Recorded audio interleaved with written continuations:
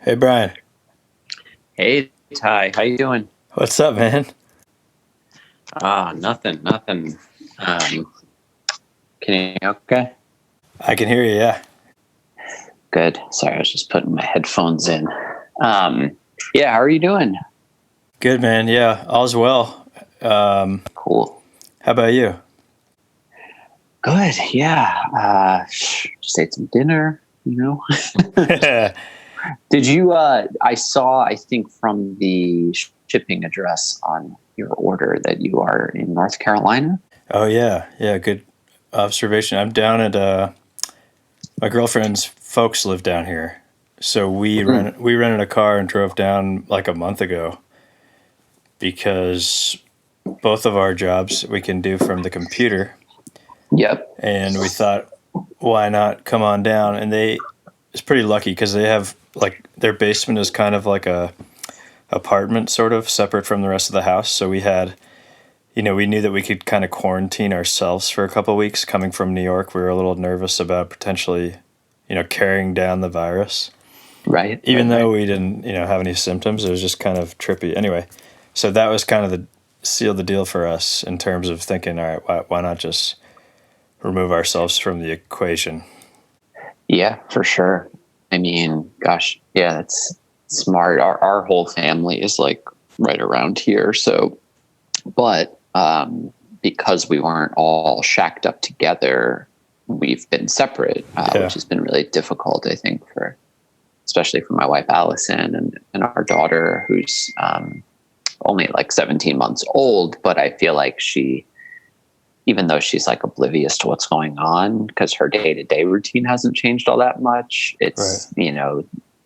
it's tricky, like not having that interaction with her grandparents because they were stopping by like every day almost because we live like all kind of in the same neighborhood. Okay. Yeah, so that's been like the biggest adjustment. And Yeah. of course, just staying home and a million other things I'm sure we'll get into. Yeah. I know it's been interesting. I mean, I'm really really fortunate in a sense that everyone I know is healthy and safe, and uh, my work really hasn't changed that much because it was already kind of just a computer job. So, Yeah. but even still, it has adjusted. You gotta. We're all forced to change a little bit, and I was thinking about it today because you get used to, or I speak for myself, got used to, over the course of a lifetime of habit building, like always feeling like you need to be elsewhere. You're kind of always on the move, going Hmm. from one place to the next, or preparing for your commute, or preparing for the next place you have to be. Yeah. And it's Yeah. kind of like forces you to just confront exactly where you are. And Right. I think that's kind of a silver lining. I think it's like worthwhile practice. Yeah, I mean, my God, I think I feel like I have sort of an optimistic worldview by nature, and I know that this must be really difficult for people for a number of reasons. I think for myself and for Allison, I think having a young baby uh, has it's made this not such a huge adjustment, right? Because we were both self-employed before this, and having our daughter this past year, we were like home all the time anyway, and her schedule, it's evolved, but it more or less stays the same, and we're just kind of like on her clock, Yeah. where our lives pretty much revolve around her. And I think for me, having the shop, I was trying to find that balance and spending as much time as possible at home while still trying to keep things afloat at the store. But yeah, it's funny because it wasn't such a shock to our system. And also I feel like we were just so lucky, right? Because like, at least with our daughter, um, she's not in school. Like, she doesn't have any friends. Like, she just like hangs out with us Yeah. pretty much anyway. So like, we have a niece who's 5, and she's like bouncing off the walls. Oh yeah. She had just started kindergarten, like she had her whole routine, and now she's like doing this like homeschool thing, and it's just we're very lucky. Yeah. I honestly I have nothing to complain. I guess I have things to complain about, but I really have nothing to complain about. Yeah. No, it's strange times all across the board, but glad to hear you're doing well and making it work. Yeah, I mean, thank God, like we're healthy, and that's the most important thing. I think we're just trying to do our part and listen to what's being asked of us, which is just to stay home. You know what I mean? It's like, I know. And thank God we have a nice place that's comfortable to do that. And it could be much worse. It could be much worse. Yeah. I was thinking of you. I was just watching a Les Blank documentary called The Burden of Dreams. It's a documentary about Werner Herzog making a movie in the Amazon. Oh, wow, okay. It's really cool. Anyway, Werner Herzog's style, he's got some style inspiration going on. He's like, oh, whoa, okay. Like, I gotta check that out. What was it called again? It's called Burden of Dreams. It was made in the 80s. This documentary filmmaker named Les Blank has a lot of great, really interesting documentaries. But yeah, Werner Herzog has like short sleeve rugby shirts and this really cool like band, like Oxford pinstripe band collar button up, and just military chinos. It's just it's awesome. So, yeah, it's so funny. Like, do you feel like ruined by having an interest in menswear? I think about it like, because you like now notice things like that. Yeah, you can't like not see those things. And for me, it's like when I was a kid, I skateboarded all the time, like every single day. Like I wanted to be like a professional skateboarder. That was like my ambition in life. Yeah. And even being like a 38-year-old man, I cannot be in the world and not look at things through that lens, like a set of stairs or a handrail or some ledge or some like patch of grass that you could like hurdle yourself over. Yeah, that's funny. It's so funny. It's like the same with menswear. I guess they're just like anything you kind of get obsessed with. Like my wife and I are both musicians, and like, you just, whatever it is, if you go deep into it, I feel like it changes you. It changes the way you look at things and kind of just like experience the world. Definitely. And with especially when you're young and you sort of train your perspective around whatever it is you're interested in, and then that never really goes away. Yeah. And I think for whatever reason, like the things, I've been thinking about this more like in the past year or two, that like the things that I was interested in when I was like 14, 15, 16 years old, like why are those things so resonant? Like why are they so impactful? Like, why did they have such a lasting impression? Like when I think about like, what were these like life-changing experiences or interests or albums or, whatever, trips or, why was it that age? And I think there's been studies on this, about your brain and kind of why that is, but it's super interesting. I don't know if it's just really is older and having the benefit of like hindsight or something, but it's like, oh, that was really important. That kind of changed me and changed the way I looked at things. And what's cool about that too, especially when you're younger, and it sticks around, I guess, but especially when you're younger, you're interested in a thing without overthinking why. You're just drawn to what you're drawn to, and that there's this kind of genuine enthusiasm that makes it fun. You're not thinking anything other than, I need to know everything about this whatever baseball team or skateboarder or whatever your thing is, and then you just become enwrapped in it. Totally. Yeah. So speaking of enthusiasm. Tell, just for the tape, Brian Davis, wooden sleepers, but tell, how would you describe wooden sleepers? Uh, Wooden Sleepers is a vintage men's clothing store located in Red Hook, Brooklyn, which is a small neighborhood in South Brooklyn, a peninsula that sticks out in the East River. And we specialize in classic American styles, from workwear to military to outdoors clothing, old sportswear, and whatever else catches my eye. And we make some things of our own design as well. Yep. And for listeners, if you haven't been, you got to get yourself there. It's a really cool shop. And speaking of, caring about things, I think regardless of the clothing that's there and the kind of allure of Red Hook and Van Brunt Street alone, but something about how much you care about your store is what makes it especially interesting to be there. I think is that your enthusiasm is felt within that space.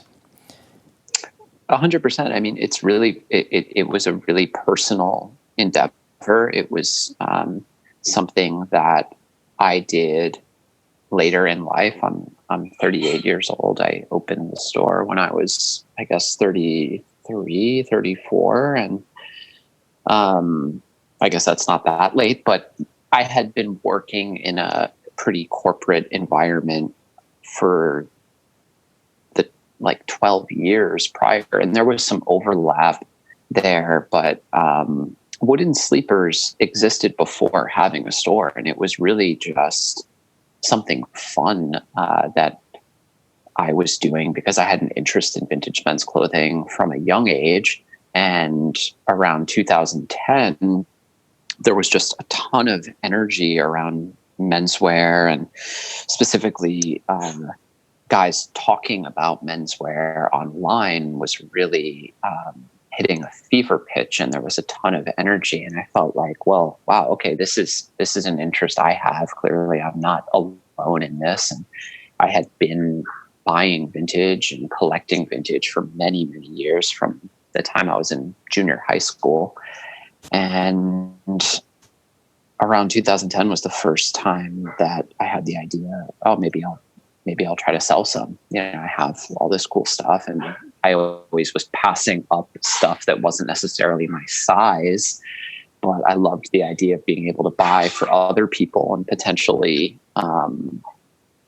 sell it. So I started Wooden Sleepers as an online store in 2010. This was a couple of years before having the actual bricks and mortar store. Got it. And then you eventually decided you thought it'd be fun, I guess, to have your own street front shop and being the proprietor. I mean, there is an old fashioned feeling to it in a sense that, I don't know, not a lot of shops have that. Yeah. I mean, I don't know if fun would be the way I would describe it. I think it was just, it was something that I felt like was a natural evolution of what I had been doing, which was basically just buying vintage, doing these really kind of amateurish little photo shoots in my backyard, and just kind of selling things as I could. And then we moved that operation out of my apartment into an actual studio space. It was a second floor kind of commercial space that I split with a photographer friend of mine and my wife, Allison, who's a jeweler. So we had this cool little creative space where I could set it up and invite people in for private shopping appointments, and enabled me to build up a little bit of clientele and just have at least a little space that was more immersive. I think what I was feeling all along was that buying vintage online is not ideal, right? And experiencing a brand online is not ideal either. I always felt like the best way to experience a brand was in a store. and to immerse yourself into that world. And that's everything from, the music playing to the way it smells, to the way it's merchandised and how everything's set up, to the people working there and the energy of the place. I think I had an interest in having my own store from a really, really young age. I remember being in high school and sitting on the carpeted floor in Borders out on Long Island where I grew up and thumbing through. I mean, I think it was literally like starting a small business for dummies, that series, like the For Dummies books. Yeah. That's and great. I'm like thumbing through this, and I'm going as far as actually calling storefronts that I see available around where I live. Yeah. Just to like, I didn't have any money. I didn't have any support. I didn't have anything. I didn't even have a clue, but I was just like interested. And I would call these landlords just to see how much it would cost. Like, is this even possible? And, life just kind of took me in a different direction in my 20s, which was fine. I have no regrets, but I think that was always something I was interested in. Having my own store, having my own business, working for myself. You mentioned it's kind of old timey, and I think that probably at the time I opened my store in 2014, that was around the time when you started reading all these articles about like the death of retail and all these stores closing and empty storefronts everywhere, especially in New York City, which was totally true. But I think I just had this like naive optimism that if it was good, people would come. And if it had a point of view that was strong enough, and if it was different from whatever else was out there, that people who are interested in the type of product that I was dealing in, that they were going to find me. And that turned out to be true. Yeah. No, that's really interesting because it's there's an earnest feeling to it because you can tell that it is a genuine interest of yours. And I think that kind of comes out of the shop because it doesn't feel like a gimmicky thing by any means. And it feels like, you can tell that you care about it and not in a snobby way at all. It's more just like, hey, I really am interested in this, and come on in and check it out for yourself. Without taking yourself too seriously. Yeah, I mean, it's just a total childlike enthusiasm for the product, and for me to get to share that with people is the key part of it, right? Like, not everybody who's really into vintage would have an interest in having a store, right? Because there's more to having a store be successful than just having an enthusiasm around the product that you sell, right? You have to want to talk to people all day. That's the job, And I love that.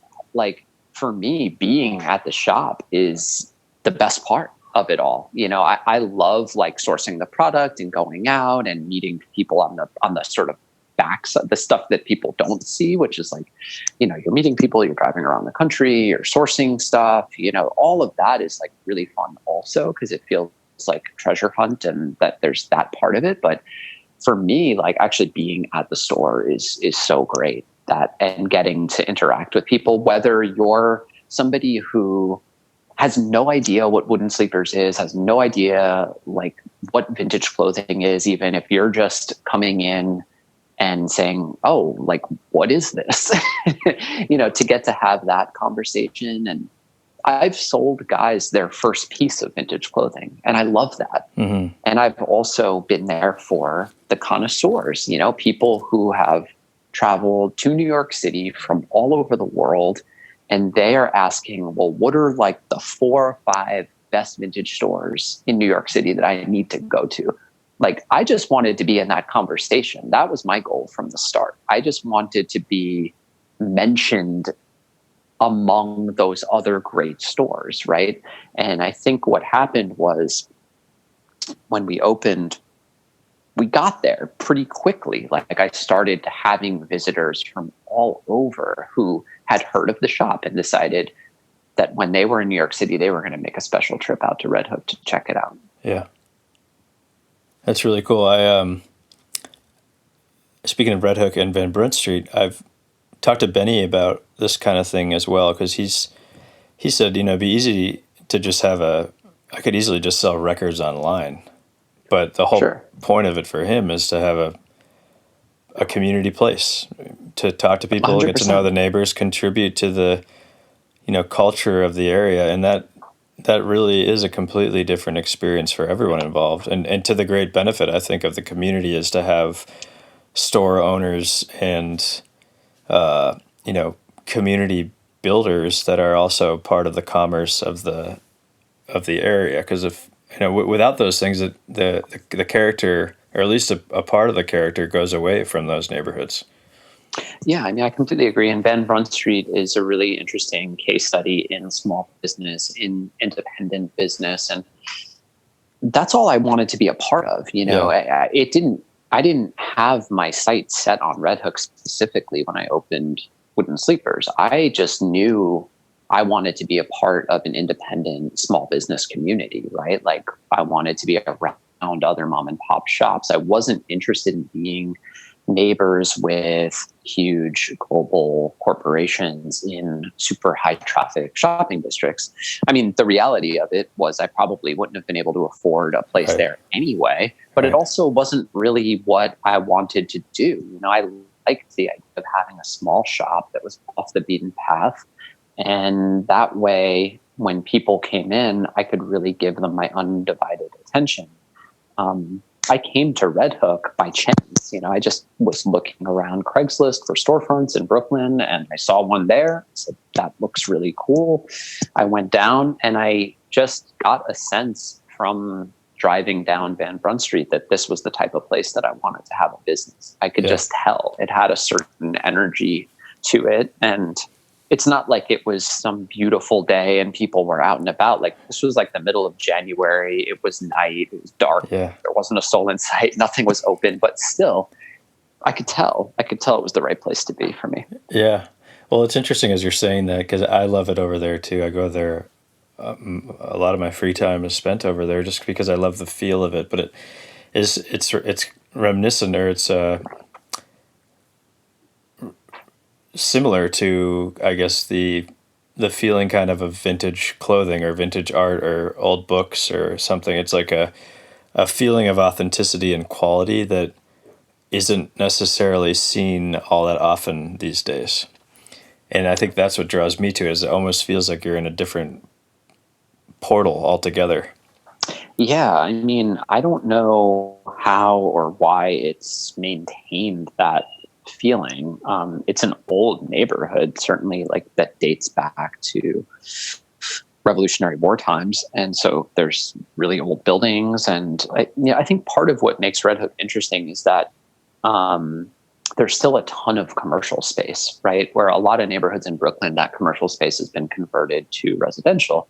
So artists, artisans, makers of things get pushed out to other neighborhoods further and further outside of the city, right? But Red Hook is kind of isolated. There's no train there, so I feel like it's cut off, and this obviously has like a lot of that causes a lot of problems for people who live there. Yeah. But it's also made it a space that I think is less desirable for developers. Yeah. And in turn, any type of maker you could imagine is in Red Hook, from like furniture makers to leather workers to metal workers to cabinet makers to like ceramic studios to fine art. Like whatever you're looking for, you can find it there. Yeah. Somebody's doing it there. I feel like city planners should think about making a really inconvenient to get to part of every city so that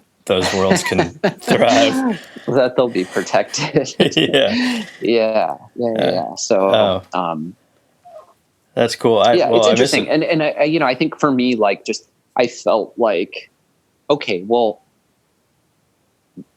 I feel like in that type of environment, the businesses help each other out, whether it's directly or indirectly, right? I think just that by nature of existing there, you're sending your customers to other shops. You're sending, I know for me, like when people visit from other states or other countries, they'll ask, oh, where do I get lunch? What else is there to do around here? That type of kind of like symbiotic relationship. Like I know Benny sent me people from the record shop. Like I've sent him people. I sent people to my neighbors at the Good Fork for lunch. It kind of works. And it's not something that is necessarily like advertised or talked about, but it's present. And I think it's just the nature of the community of small businesses that, we're looking out for each other. And I know for me, like I benefit from having, I know this is all relative, but like, I'm very active on like social media. So, just always trying to like kind of big up the neighborhood and make it about more than just the store, but like, hey, like if you come to Wooden Sleepers, here's like 5 other cool things you can do while you're here. Yeah, absolutely. That's a good segue. Because I miss it there and I'm excited to get back, but haven't been able to go. And, I can't imagine there's a ton of action going on there these days because of coronavirus. Sure. But let's talk about that. Speaking of social media, because I think it's been fun. I don't know if fun's the right word. It's been inspiring, I guess, watching you make the transition from, you created the store because of all the reasons we just chatted about, having people come to it and being part of the physical community and people making, journeys down there to see you and experience the neighborhood. But that's all been put to a halt. And can you just walk us through kind of your experience realizing that you're going to have to close? And I imagine that was pretty stressful. And then how you've sort of juked your way out of that and adapted. Yeah, well, I felt like it came about really quickly for me. I listened to WNYC every morning while I'm getting ready. And I remember back in January, kind of first hearing about coronavirus, and it seemed so far away, Right. Excuse me. And then as the weeks went on, it had this almost like the first 10 minutes of like every apocalyptic kind of sci-fi movie where it was like getting a little closer, and the first person in the US had it, and then all of a sudden it's like somebody in Westchester has it, and the first case in New York City, and then it just seemed to accelerate from there. And I remember in the middle of March was like when I feel like this really came to a head, and I think it was like the 13th or so was the first day. It was a Friday and I was going into the weekend, and, like most small shops, the weekend is when we do all of our business. And I was thinking like, should I close? Like what is going on here? And I was looking at, peers of mine and other people I knew who had businesses, and kind of what was just getting a temperature check, like what's happening. And I decided to open that weekend, and Sunday, the 15th, that was our last day, the 15th of March. And I feel like that's when things just kind of got really serious in New York City. That's when basically all non-essential businesses were ordered to be closed, and it just came to a grinding halt, So it was really quick for me. It was like one day we were open and the next day we were not. And thankfully, I already had an online store, but we weren't an e-commerce business. That was never the business. That was never the model. That was always just something that I had to service customers who didn't live in New York better. Right. I resisted e-commerce early on. I was really stubborn. And in fact, I felt like the first 2 years or 3 years that the store existed, I was like, no e-commerce, like the hell with that. Like I had just kind of like had enough, I was like, this I was looking at like this world where everything can be delivered to your doorstep within 2 days or an hour, and no one ever has to leave their house. Like, I was looking at this, like, this was a bad thing for me. I was like, I am not into this. Like, I love getting out into my neighborhood, visiting the shops, going for a bite to eat, interacting with the people that work there, like sitting down, eating my food, Right. like, I was just not into the idea of having e-commerce, and I was being stubborn. I felt like, if you want to buy from Wooden Sleepers, if you want to be a Wooden Sleepers customer, you have to come here. That's the best way to experience it.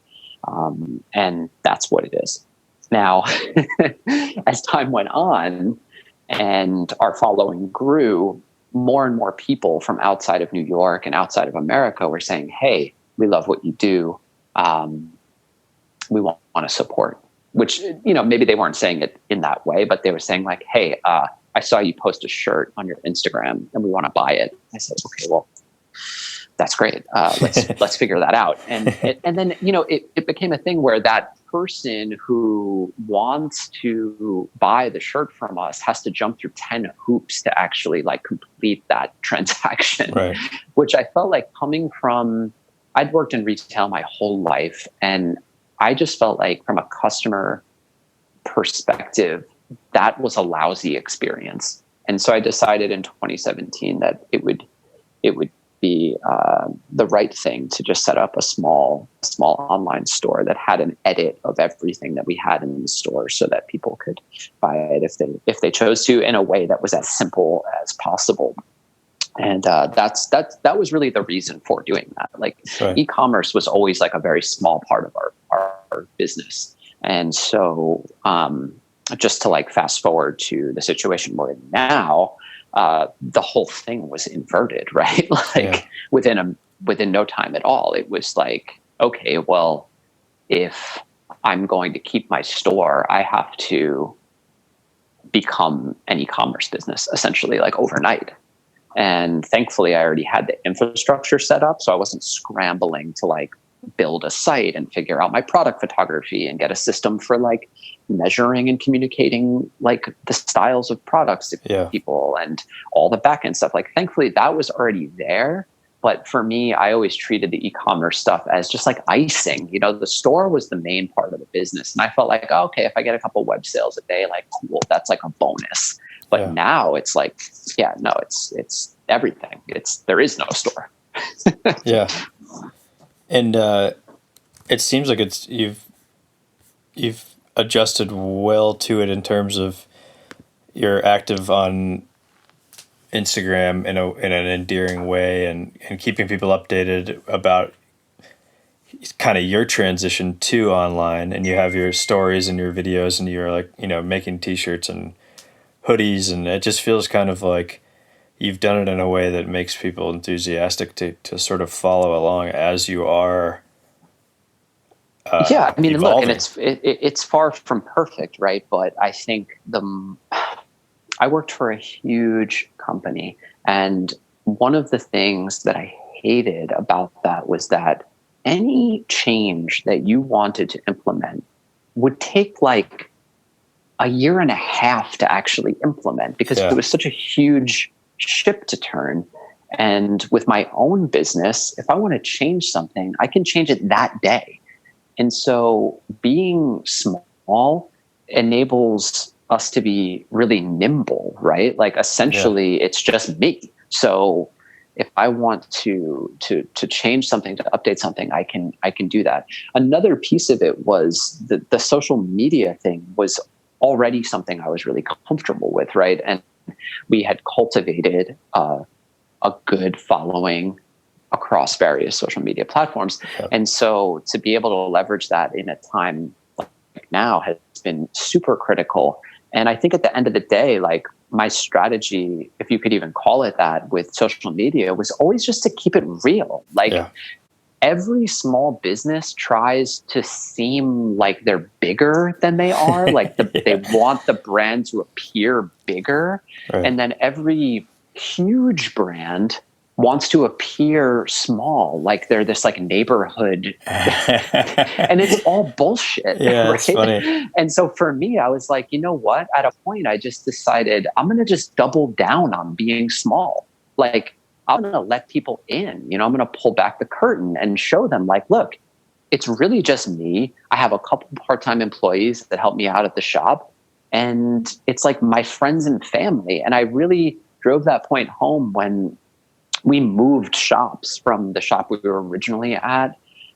We moved across the street in 2016, and I was like, what might be interesting for people is to show them what it's like to build out a store. Because I was like really upset when I had to move. I was like heartbroken. Yeah. I had spent all this time and money and energy on our first store, and I had to move because I was having some problems that were just outside of my control, and a space opened up across the street, and I said, you know what, let's do it. And so I just let people in. I showed them that whole process of like working there with my father-in-law and my friends, and like putting it all together, and the late nights, like working till 3 a.m, getting like a slice at Joe's Pizza on my way home, and like, slicing my finger open with like a utility knife, you know what I mean? Just like all those little things, and like really highlighting like, oh, look at like, this is like when we put the wall up, and this is like the studs, and really just like showing that process, I feel like brought people in, and it gave us, the brand, I think, an authenticity where I think I've never shied away from the fact that like we're small, and I like being small. Being small has like really served me well right now, actually.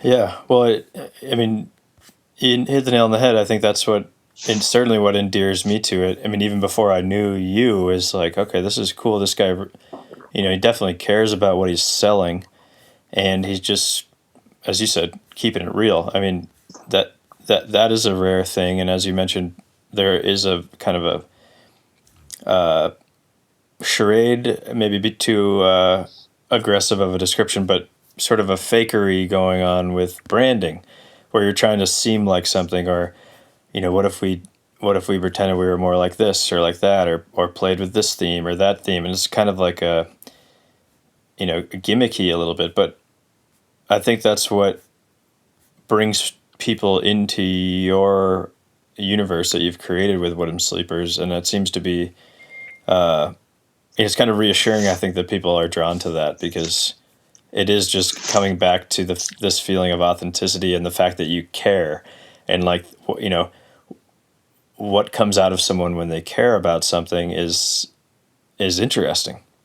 Sure. And what I hope changes for people coming out of this situation that we're in right now, right, is thinking about their neighborhood differently, right? And thinking about the shops in their neighborhood, because like my experience right now is totally not unique at all, right? Like there's thousands of small businesses that are being put in really challenging situations. And look, I'm lucky. Like I said to Allison, like the first day we were kind of transitioning into this e-commerce world that we're living in now, I just am so thankful and feel so lucky that I was even able to do that, right? Yeah. Because I have friends who are like tattoo artists, barbers, restaurants. Like there are people whose businesses do not easily translate offline, right? Right. For me, it was just like,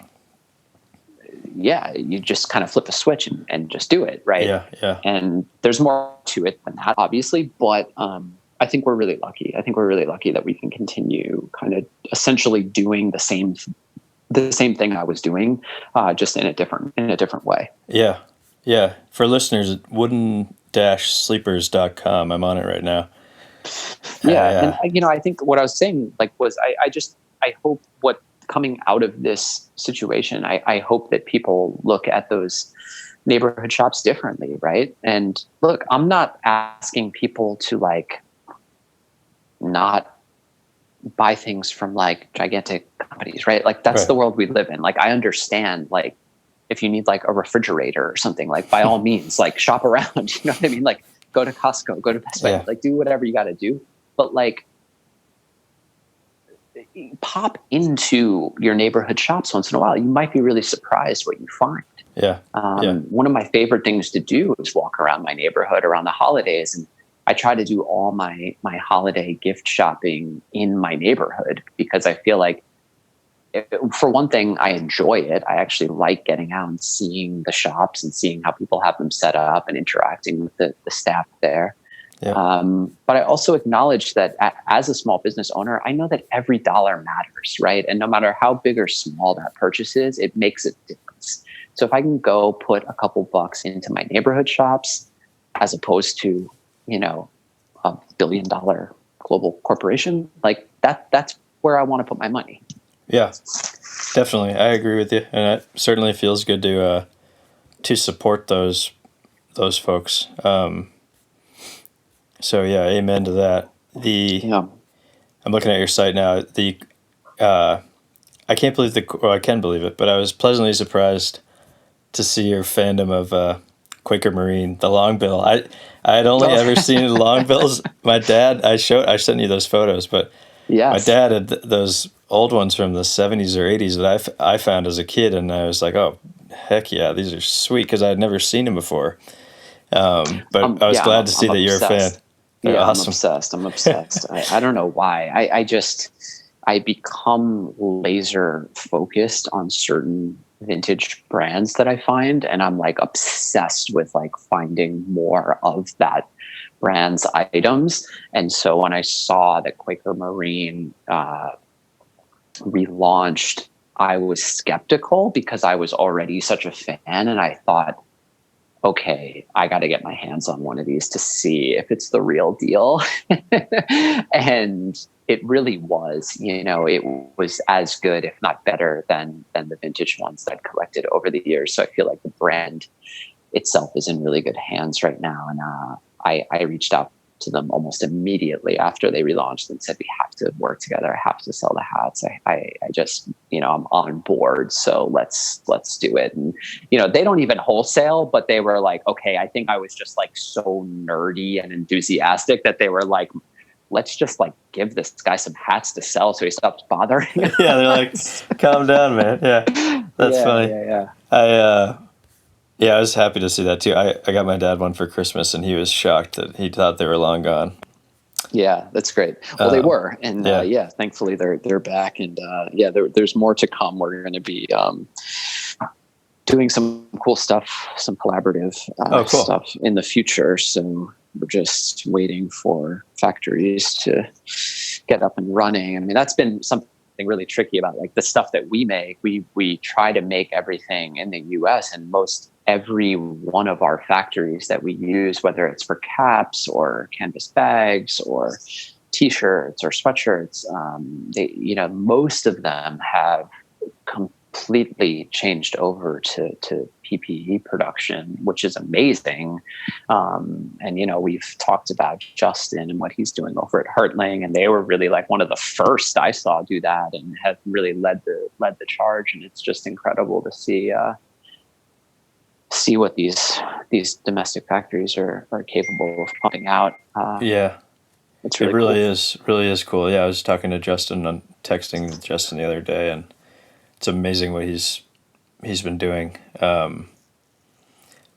But yeah, wishing him the best. It'd be fun if we could reestablish those, revive those combos we were having before coronavirus. I think we will. Yeah. I think we will. I think it's just trying to.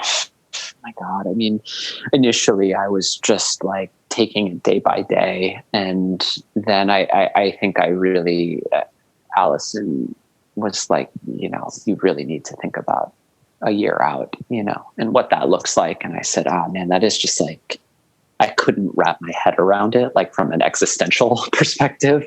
But I think forcing myself to think about it in those terms has made a big difference in the way I'm operating my business, but also just my own mental health. Yeah, no, that's good intuition by your wife there. So speaking of Quaker Marine, that's just kind of an example, but so let's talk more if you still have some time. I do. Yeah. Yeah. Okay, cool. Uh, let's talk more about influences because I know you mentioned skateboarding, and we were just talking about Quaker Marine, which is makes hats. But let's talk more about kind of what sparked your interest, or what continues to interest you about clothing or apparel, or that kind of kicked off the passion for you. Yeah, I mean, I think when I was really young, I just had an interest in clothes that was so genuine, and I don't know where that came from, but from a really young age, I remember having a strong opinion about clothing and what I thought was cool and not cool, and how I wanted to look. That this was all like really important to me. I mean, I think back even as young as being in second grade, right? Like in like the late 80s, and seeing this like nylon, like swishy track suit that was like black and neon green. And I was just like, this is like amazing. I need this thing. You know, when you walk down the hall, it makes like that, like, Yeah, that's so good. and I was just like, this is incredible. Like I needed that. And I felt like I, you know, remember being a kid, like, and I grew up with my grandparents, and my grandma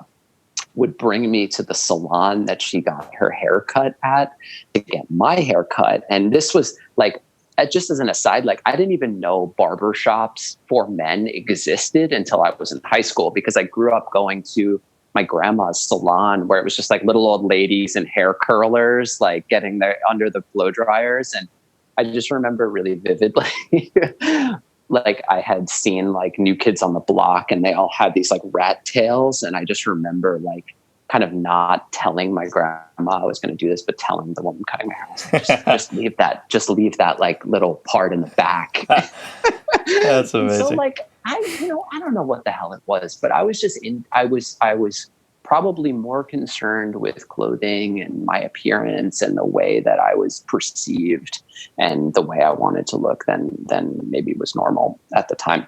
But that's something that always stayed with me, and it was really genuine and just visceral. Like clothing made me feel a certain way. Like it made me feel good. It was always something that excited me. I went to public school, so the first day of school each year was like this reset, and you sort of like got to think of, or at least I did, like think about like what did you want to project to this little world that you were in that day.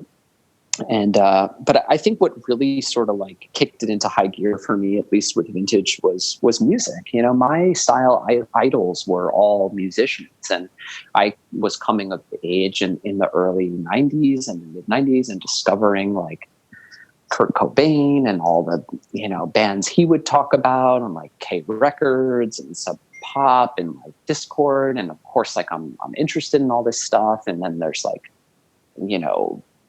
all this like great hip hop and rap music was happening, and I was into skateboarding. And so it was like just this convergence of like all these different worlds. And I think I was just pulling style influences from all these different places, whether it was like thumbing through like a Trans World skateboarding magazine or seeing like some music video on MTV or whatever. Right. I mean, all those like, kind of like what we were talking about at the beginning of the conversation. It's like, if you have an interest in something, you're just going to notice it. Like, I feel like most people watching like, a Snoop Doggy Dogg video in the early 90s are just going to be like, this is cool. Like, I like this song. It's got a catchy hook. But I'm like, oh, like he's wearing Chuck Taylors. He's wearing like really sharp creased Dickies work pants. He's got like an oversized flannel shirt, Pittsburgh Penguins jersey. Like, and so I'm like then seeing that and then going upstairs into my grandfather's closet where he had all his like work clothes and being like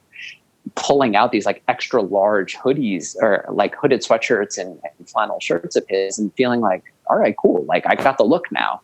And, I just started shopping in thrift stores because that was what was around me. The closest shopping mall was like an hour away.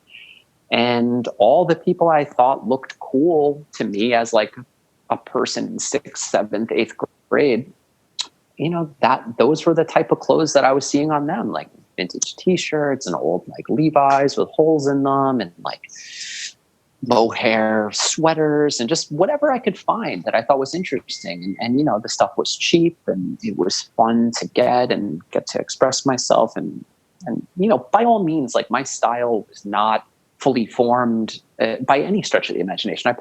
I went through like phases and experimented and tried things out, and it was all probably horrible, right? But I think I was seeing things mainly through music, but also just like the environment that I grew up on the east end of Long Island that were sticking with me. You know, and I've told this story before, but where I grew up on the North Fork of Long Island was a pretty like rural working class neighborhood, right? There was a lot of farmers, a lot of fishermen, a lot of clammers, just like working class people.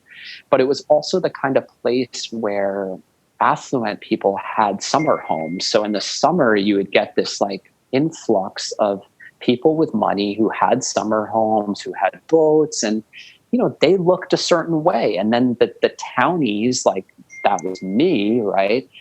They looked a certain way too. Like the clammers were wearing like Carhartt and like old cargo pants from the army surplus store and like old Timberland boots. And, you know, so I was seeing that. And then I would see like the summer people come in with like the Madras shorts and the Alden loafers and like, you know, the white polo shirts. And I was thinking like, okay, well, that's kind of like interesting too. Like, you know, and I was like, I think in hindsight, I was just interested in kind of all of it and how it looked mashed up, right? And I think that's essentially what, if there was a Wooden Sleepers look, it's taking those two worlds and just smashing them together, you know?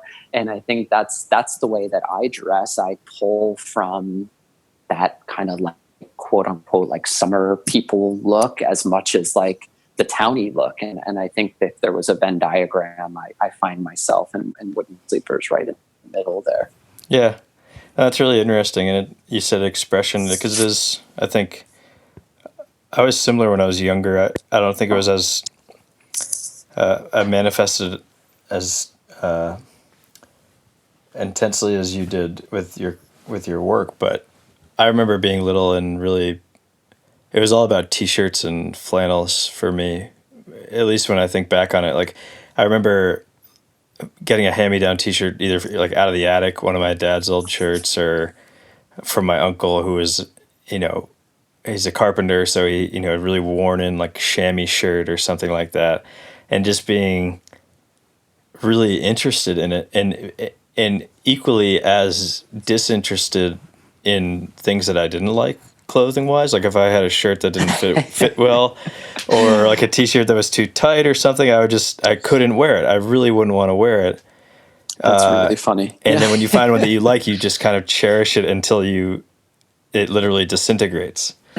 You know? Well, you know, another part of this for me is like, I think just growing up, I was like really into, I think just by nature, like being into punk rock music and like alternative and that culture surrounding that and skateboarding, there was definitely this like fuck you attitude, I think, with everything that I did. And part of it for me with clothes specifically was just trying to do something different from everybody else I saw.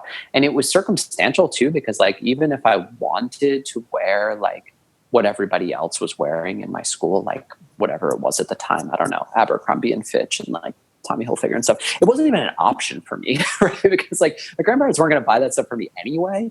So for me, it was kind of just like this reactionary thing where I was like, all right, not only do I think this stuff is cool and I want to look this way, but I also felt like it was a reaction to everything else around me, which felt good. You know, it felt good at the time because it was sort of this way to just like, you know, express myself and I don't know what it is, but it's something that I think has stuck with me.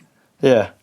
No, it is interesting because it is like, you know, it's just your clothing, but it is also a choice. You're Yeah. casting a little vote for whatever you choose to do, and clothing is one way to sort of, I don't know, make things more interesting for yourself. Just like sort of what you choose to hang on your wall, or anything that is a choice is an expression of what you value. So I think clothes is kind of a fun way to just, I don't know, express yourself, express your individuality Yeah. without I mean, without necessarily being and flashy.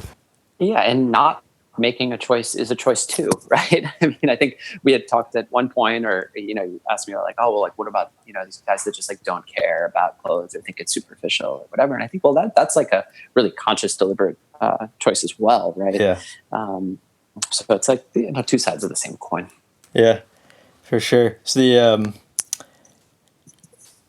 what sparked me reaching out the other day to see if you wanted to record this was I think we maybe chatted about it before, but especially when you made a post on Instagram the other day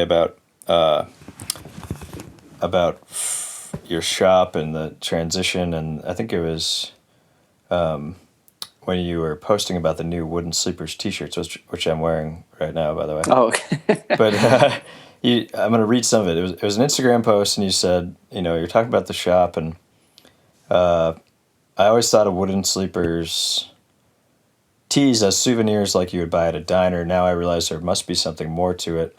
What I've realized since the store has been closed is that Wooden Sleepers is more than a store, it's a story.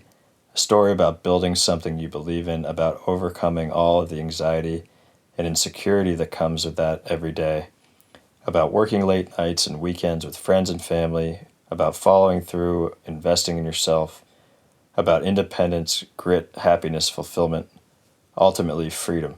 And then you say a few more things, but that was really hit home for me, and I it was inspiring to read that. I think you're touching on a lot of what I admire about anyone who's pursuing their dreams and doing what they care about. Particularly the premise of freedom, and I think when you are in pursuit of something that you care about and you're grinding it out and you're facing challenges, and there is a freedom just in the pursuit of the thing that you value. And I was hoping you could just, if you have any thoughts in addition to what you wrote, just kind of expound on where you're coming from when you're writing that. Yeah, I mean, I think for me, like the whole idea that someone would want to wear a shirt that said Wooden Sleepers was kind of like I couldn't wrap my head around that initially, right? But I think I knew early on that I wanted Wooden Sleepers to be more than a store. I wanted it to be more than just, somebody selling vintage clothing. I wanted there to be a brand or an idea or an identity beyond just that. Or else, I could have named the store like Red Hook Vintage or Van Brunt Vintage. That would have worked fine, but I would have been limited to just that. And I like the idea that with Wooden Sleepers, I can go anywhere and do anything with that name. When I started making Wooden Sleepers private label items, whether it was like a t-shirt, a cap, a sweatshirt, a bag, or whatever, I really did genuinely just feel like, okay, these are like souvenirs. If you come visit the store and you like it, you can grab something as like a little memento and take it back. Because what I was seeing was people from all over the world were visiting the store, and they really liked the Wooden Sleepers t-shirts because it had the name on it. And I think there was something to that. And, when I wrote that, I was trying to think about like why is that, why do people even wear t-shirts with names and writing on them, right? It kind of brought me back to when I was younger and just how wearing a t-shirt meant something, and it showed the world what you were into. And I feel like for somebody wearing a Wooden Sleepers t-shirt, it's like you're almost in this like little club where like 99% of people will have no idea what that is, but they might think that looks nice, I hope, and it feels nice, and it's a nice like logo. I don't know if anyone would even think that. It's like, oh, the typography is good, but I just felt like, okay, maybe it's that the story is resonating with people, and the fact that I've been so open and transparent about starting this business and letting people in has resonated with some. And I feel like that's what I arrived at. And this like idea of like entrepreneurship as freedom, it's not that simple, right? Because I think ultimately like that this is not for everybody. Like I left a really comfortable, steady job where I got a paycheck every other week and it just felt automatic, right? And I think there's a freedom in that, right? There's security, there's comfort, there's medical benefits, there's everything that comes along with that. So I think while having my own business does allow a certain level of freedom, like making my own schedule and being home when I want, being at the shop when I want, working till 3 a.m. if I want, all that stuff, of course, getting to spend time with my family, getting to spend time with my daughter, that's all part of it, right? But it can also, and it is like really hard and really stressful. And I think that I question all the time, like, was this more fun before it was my primary source of income, when it was like innocent and the stakes weren't as high. I question that all the time. I think what, being in this current situation with coronavirus and having my store shut down is that it's made me appreciate that you don't really know what you're capable of until your back is against the wall. And forcing myself to kind of rearrange my entire business has shown me like what that's actually capable of. And now when and if I get to go reopen my store, I can take everything I've learned in these past couple of weeks with me and apply it to then having the store back open. And I'm actually really looking forward to that, because I'm like, damn, well, I mean, this sounds so naive and like idiotic. And I apologize to your listeners who are probably like, what is this guy, like an idiot? Like, why didn't he realize online was going to be so good? And it's like, well, that just wasn't my focus. My focus was always on the store, and the store was where I put all my energy. But now I see that online is really powerful, and the connections are really powerful too. I don't think I appreciated how meaningful the interactions I can have, whether it's through like an Instagram message or an email or a chat or a phone call. Like these interactions, I mean, my God, like being quarantined and having such limited interaction with people, those messages and comments and all those like little moments are so impactful and really just like keep the wind in my sails. And somebody sends like a little picture of them wearing a piece that I've sent them, like it's just awesome. Like it really, I took it for granted. I think it's safe to say I took it for granted. And I guess that operating my online business in the same way that I tried to operate my physical store is serving me well, because it's still just me. Like when you DM me, it's me. When you email info@wooden-sleepers.com, it's me. Like if you want to jump on the phone and talk through something, it's just me, So I think that that's served me well. I'll say this, it's like 100 times more work than I really anticipated. Allison's like, what the hell are you doing? I'm like up till 3 a.m. every night packaging orders. What I mean? Right. So it's been, it's totally nuts. And I'm like, Jesus, when I get through this, I'm going to probably have to hire somebody to help me with all this. Yeah. Well, certainly rooting for you over here and looking forward to hanging back in the shop once it's opened up again. But it's been inspiring to watch you along, and the store is great. And folks that are listening, check it out online.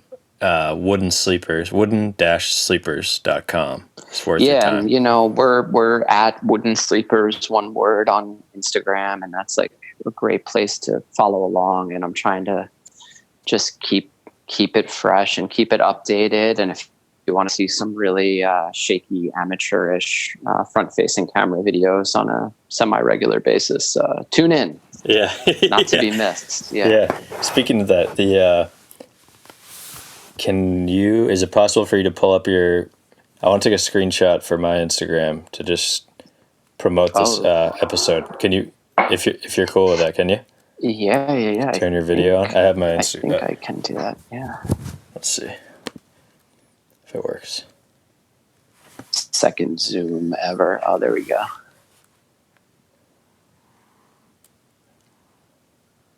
Oh yeah, here we go. Yeah. What's up, bud? Can you see my shirt? Yeah, looks good. I was just gonna take a screenshot. You said that you were talking about chamois shirts before. I've been wearing, that's like been my go-to at home garment. I've been wearing one like every single day.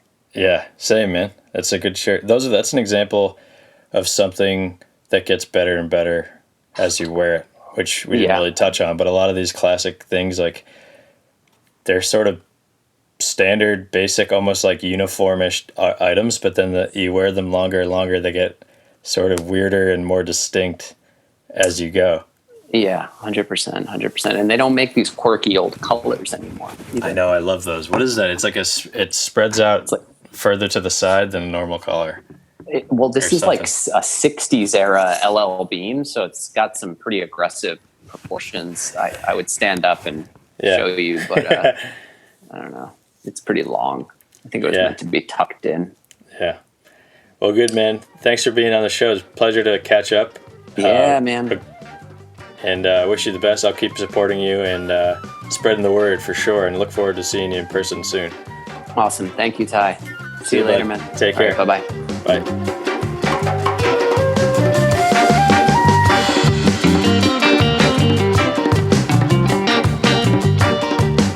That was Brian Davis of Wooden Sleepers, which is a vintage men's clothing store with a storefront in Red Hook, Brooklyn. Currently during coronavirus times. Not open, the physical store, but Brian's got a website, Wooden Sleepers, wooden-sleepers.com, and on Instagram at Wooden Sleepers, one word. And great guy, very passionate about menswear and vintage and the story that he kind of represents through his store and through his brand. And encourage you to check it out, either online or in person, once the world allows us to be back out in it. Wishing everybody out there health and happiness and patience and hope. Much love from me and the Jalapeno Podcast. This is Ty McDonald, your host, and we'll catch you next time on the Jalapeno. Peace.